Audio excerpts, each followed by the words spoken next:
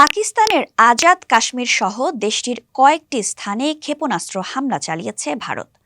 মধ্যরাতে পাকিস্তানের মোট ৯টি জায়গায় হামলা চালানো হয়েছে বলে ভারতের সরকার দাবি করেছে।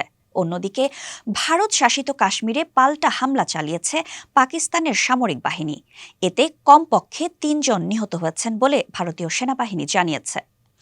বিবিসি, রয়টার্স এবং এএফপি জানিয়েছে, ভারত শাসিত কাশ্মীরে পাকিস্তানি সেনাদের সামরিক অভিযানে ৩ জন ভারতীয় বেসামরিক নাগরিক নিহত হয়েছেন বলে ভারতীয় সেনাবাহিনী জানিয়েছে।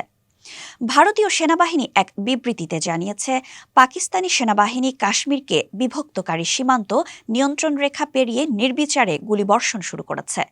তাদের দাবি, নির্বিচারে গোলাবর্ষণে ৩ জন নিরীহ বেসামরিক নাগরিক প্রাণ হারিয়েছেন। ভারতীয় বাহিনীও আনুপাতিকভাবে জবাব দিচ্ছে। এদিকে ভারতের মিসাইল হামলার জবাবে দেশটির ৫টি যুদ্ধবিমান ভূপাতিত করার কথা জানিয়েছেন পাকিস্তানের প্রতিরক্ষামন্ত্রী খাজা আসিফ। মার্কিন সংবাদ মাধ্যম ব্লুমবার্গকে এ তথ্য জানান তিনি। এছাড়া কয়েকজন ভারতীয় সেনাকে যুদ্ধবন্দী হিসেবে আটকের কথাও জানিয়েছেন তিনি।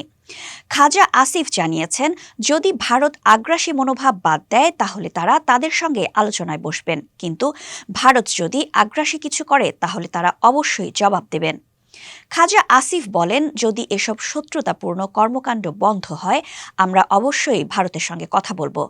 আমরা চাই না এই পরিস্থিতি আরও খারাপ হোক, কিন্তু ভারত থেকে যদি শত্রুতাপূর্ণ কিছু আসে তাহলে আমাদের জবাব দিতেই হবে।